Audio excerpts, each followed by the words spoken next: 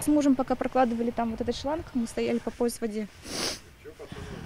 Жительница поселка Новый Салмыч Анжела Сау как может спасает свой дом от наводнения. Со стороны дороги соорудили земляной вал, во дворе установили насос. Ночь мы пережили, то есть воду мы чуть-чуть затормозили, и вот сейчас насос там работал всю ночь и весь день. И сейчас у меня супруг уехал за новым насосом. Я потратил 500 000 рублей для того, чтобы поднять целый дом. Я дом поднял на полметра. Так житель соседней улицы Олег Игнатьев с наводнением боролся в прошлом году. Однако спасением это не стало. Вода снова затопила подъездную дорогу. Подмывает грунтовые воды, и фундамент, который в центре дома, вот он сел. А в доме из-за воды другие проблемы. Трещина в доме образовалась.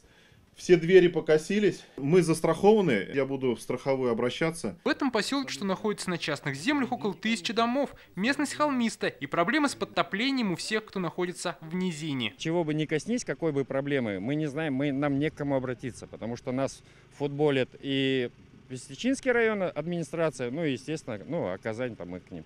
А собственник на связь, как бы вообще не выходит. Нам удалось дозвониться до представителя собственника земли. Что с дорогой можно сделать, чтобы их участок не затапливал? Вдоль дороги провести ливневку, например. Так пусть проводят. В чем проблема? Пусть обращаются, спрашивают, можно ли провести. Мы им, конечно, согласуем этот вопрос. Так. Нет, они говорили то, что обращались к вам, на контакт не выходит.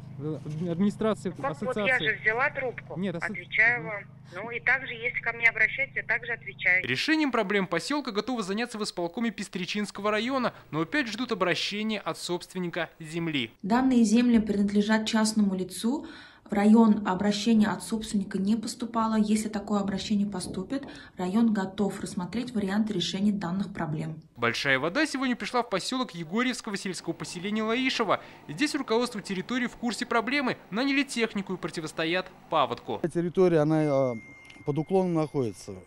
Идет вся вода от дороги, идет на поселок. Техника работает в поле у нас.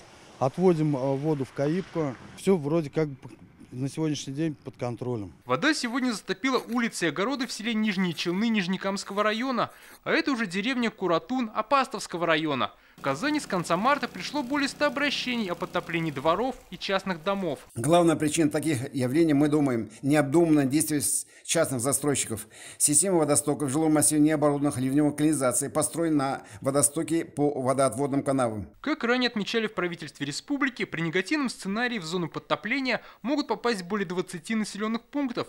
Руководству МЧС и главам городов и районов поручено держать ситуацию на контроле. Дмитрий Аринин, Данил Филатов, ТНВ, Казань. Закажи рекламу на ТНВ. Телефон в Казани 5 705 100.